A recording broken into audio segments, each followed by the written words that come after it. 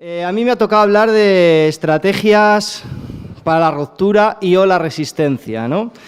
Total nada, porque se trata pues de ver todo lo que se está analizando, de qué manera se tiene que poner en marcha, ¿no? Yo de todas maneras voy a hablarlo quizá más en lo general y voy a dejar el marrón más duro de cómo se hace eso aquí a mi camarada Sergio, que tengo a la derecha, ¿no? Cuando hablamos de estrategia, yo creo que hay que hablar de algunas cuestiones fundamentales, ¿no? Sobre todo para saber de qué es lo que estamos hablando y por qué es importante pasar de los análisis a la estrategia y de la estrategia a la táctica y de lo táctico a lo concreto, ¿no? A la acción. Yo creo que si hablamos de estrategia es fundamental saber una serie de cuestiones para empezar, ¿no? Primero, ¿de dónde partimos? Que yo creo que ahí es muy importante la mesa anterior, porque nos da un marco sobre cuál es el estado del sistema en este momento, cuál es su estructura, en qué momento nos encontramos, sobre todo en el marco económico, en el marco político, en el marco social. Creo que es fundamental saber cuál es el nivel de la ideología, cuál es el grado de conciencia, cuál es la correlación de fuerzas. Es decir, cualquier análisis estratégico que pretendamos hacer va a estar determinado por el momento en el que partimos y por el análisis que hagamos del momento en el que partimos, ¿no? Si entendemos que partimos de momentos diferentes, haremos análisis diferentes que, lógicamente, nos llevarán a conclusiones distintas. Y luego también me parece que es fundamental saber hacia dónde vamos, ¿no? Es decir, cuál es el objetivo o qué es lo que nos estamos planteando. No es lo mismo si queremos cambiar bordillos que si queremos solventar nuestra propia vida montándonos una comuna y siendo nosotros felices, o si lo que queremos es una sociedad sin clases y sin reuniones, ¿no? Depende de hacia dónde vayamos, vamos también a tener una estrategia diferente. Lo único que ocurre es que cada vez más, para mantener limpias las calles de Madrid, necesitamos confrontar con el propio capitalismo, ¿no? Y por lo tanto cada vez se nos junta más, que se supone que es la labor que deberíamos hacer los cuadros políticos, ¿no? Entrelazar lo concreto con lo general. Y la realidad, yo creo que, afortunada o desgraciadamente, según cómo se mire, nos lo pone más sencillo, ¿no? Y un tercer elemento que yo creo que es fundamental a la hora de ver cuál es la estrategia, que es cuál es el marco de análisis en el que nos basamos, ¿no?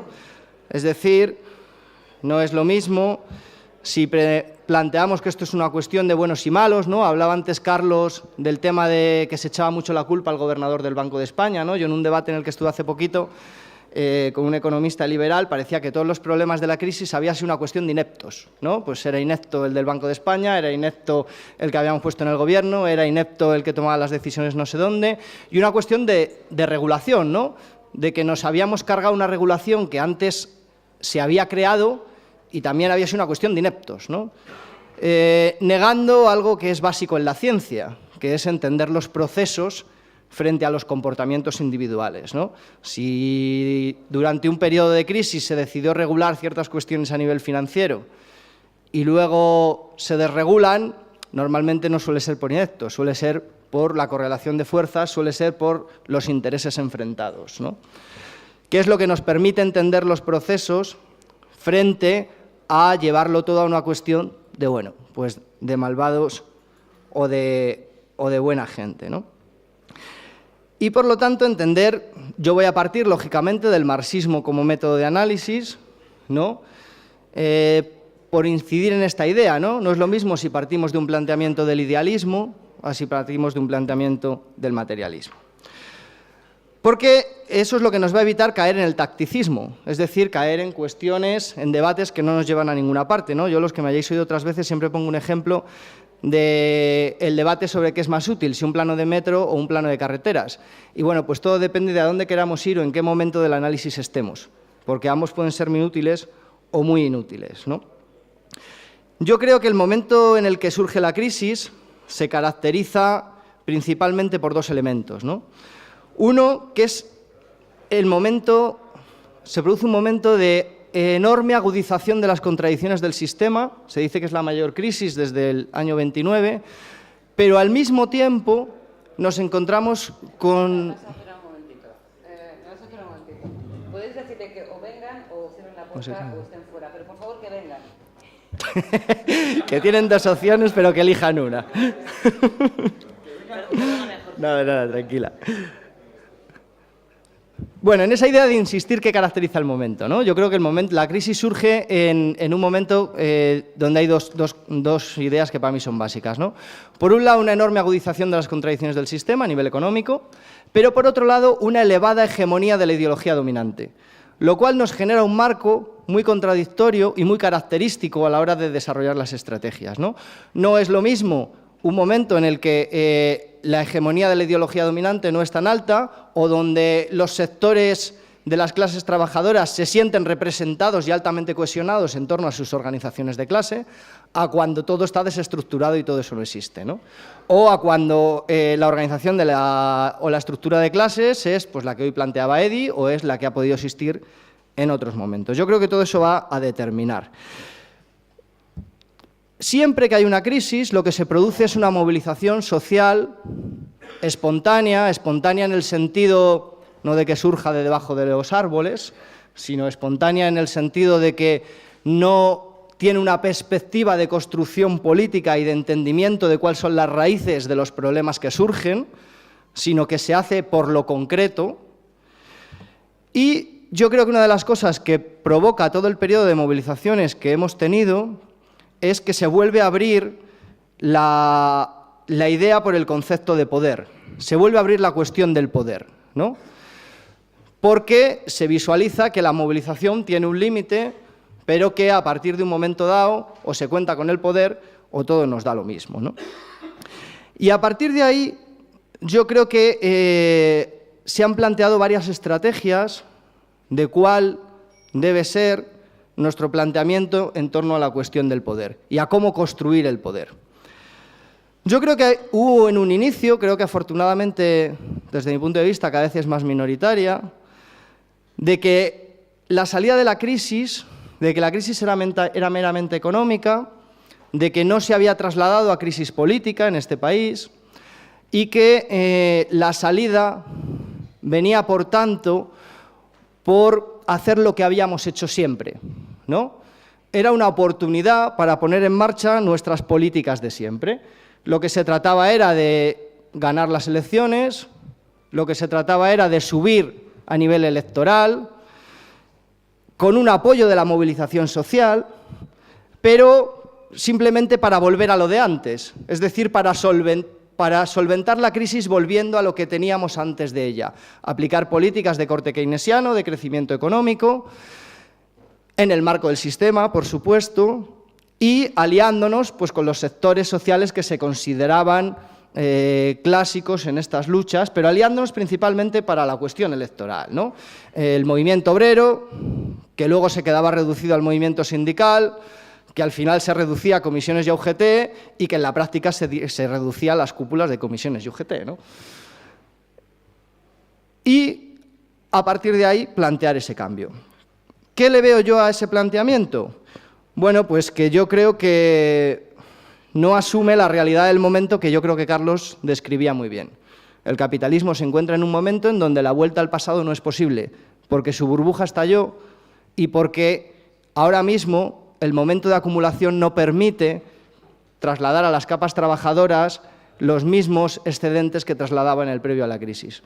Por esa situación de crisis permanente que no voy a contar porque ya digo, creo que en las ponencias anteriores se ha descrito bastante bien. Y por otra cuestión, que es que niega el carácter de clase del Estado. Es decir, que presupone que el Estado de Derecho es neutro y que, por lo tanto, desde la institucionalidad existente es posible aplicar políticas públicas que desde una cuestión de mera voluntad política nos permita dar soluciones a las clases trabajadoras y a las clases populares. Yo creo que todos los días se demuestra cómo el Estado tiene un carácter de clase desde el momento en que todos los aparatos del Estado se ponen a disposición de los intereses de la oligarquía. Y digo todos los aparatos del Estado, es decir, no exclusivamente del Gobierno.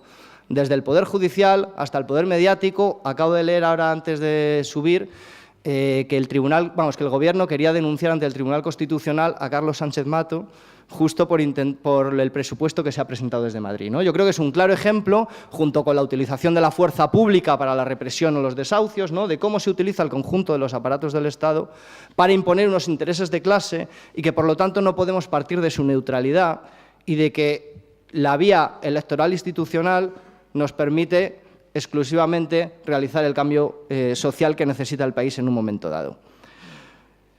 Hay otra estrategia que sí que asume la crisis política, que es más audaz, que incluso plantea la necesidad de un proceso constituyente o de modificaciones en la institucionalidad existente, pero lo hace, desde mi punto de vista, con algo muy parecido a la estrategia anterior, que es que el elemento fundamental es la acumulación de fuerza electoral. Es decir, lo que necesitamos es acumular fuerza electoral, relacionarnos mucho con los movimientos sociales, por supuesto, a los que apoyamos. A mí esto de apoyar a los movimientos sociales me recuerda a cuando se dice que el hombre ayuda a la mujer en las tareas de la casa, ¿no? Como si las tareas fueran del otro, ¿no?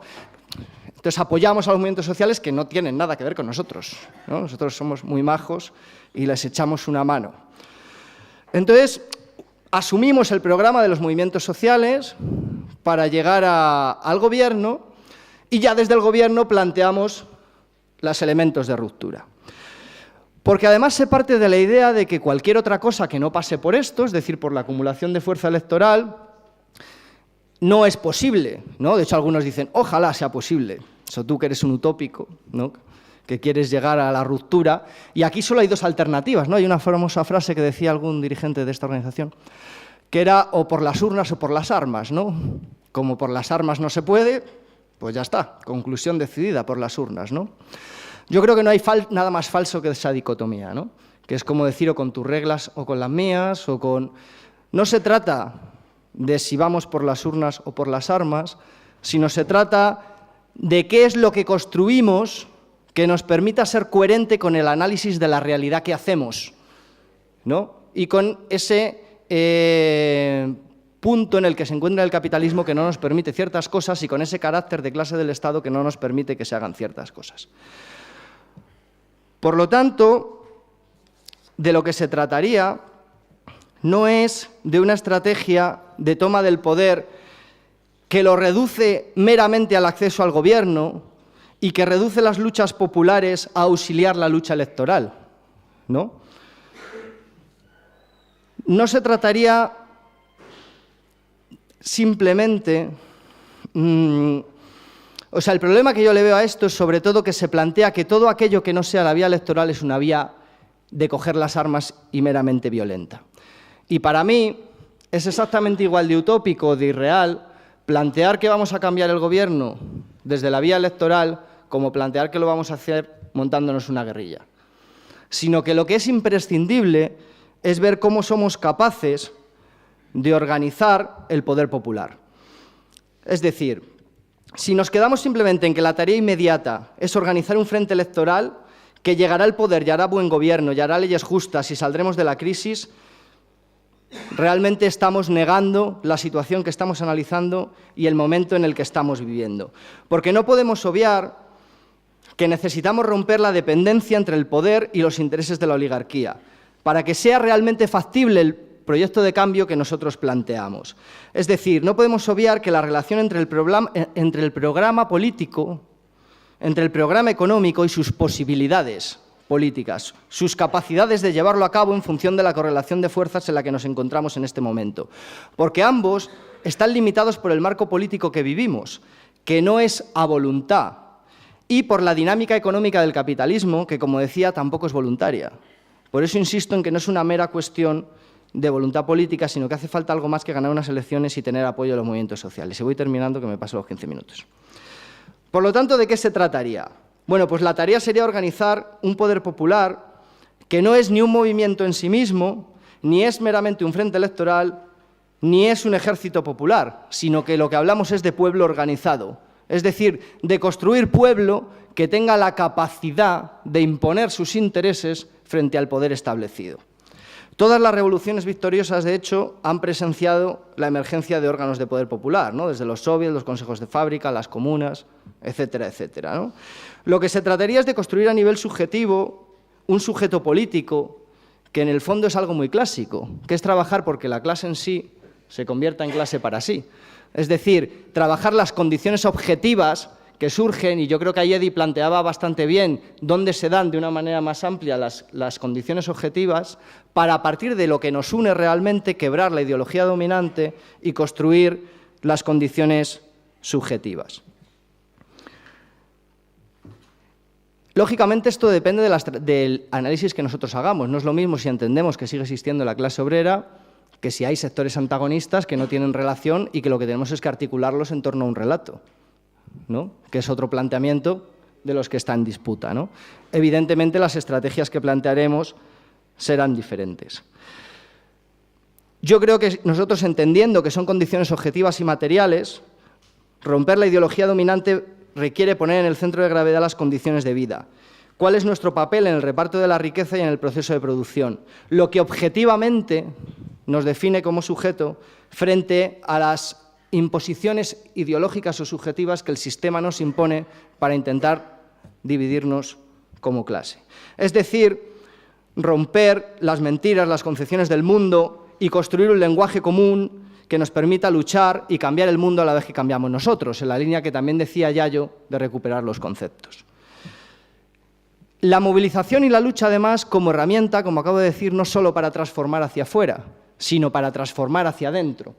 Porque lo que tiene la construcción de poder popular es que permite no solamente confrontar una estrategia de confrontación o de resistencia frente al poder establecido, sino permite también que en el proceso de lucha los propios sujetos que luchan nos transformemos y, por lo tanto, adquiramos la conciencia y la base para el nuevo mundo que se pretende construir, el cual seguramente no sea posible con la conciencia previa a la lucha en los propios que luchamos, sino que es un proceso de construcción que se da en todo ese momento, ¿no? Es decir, no buscar la solución a la crisis, en ningún caso desde el gobierno y la vieja institucionalidad, sino utilizarlo para reforzarla. Antes se comentaba que existe la posibilidad o que los momentos de crisis están siendo aprovechados por organizaciones eclesiásticas, religiosas, que se nos va a veces a la ultraderecha. Yo creo que ahí hay un debate importante, ¿no? Creo que si nosotros somos los primeros que aceptamos la institucionalidad existente y su marco de normas, lo que hacemos es que cuando la gente se decepciona con ese marco de normas, no somos nosotros los que les damos la solución, sino que somos parte y se nos identifica como parte de lo mismo y, por lo tanto, estamos dejando un hueco enorme a los antisistema que llegan por otra parte, que generalmente son los de la ultraderecha. Por eso es fundamental que en nuestra estrategia nosotros en ningún caso seamos los que defendemos la institucionalidad existente y el marco existente, porque tiene un nivel de descrédito en el que las clases populares hay cosas que no tendrán muy claras, pero que la institucionalidad existente no les vale, yo creo que sí y que bastante.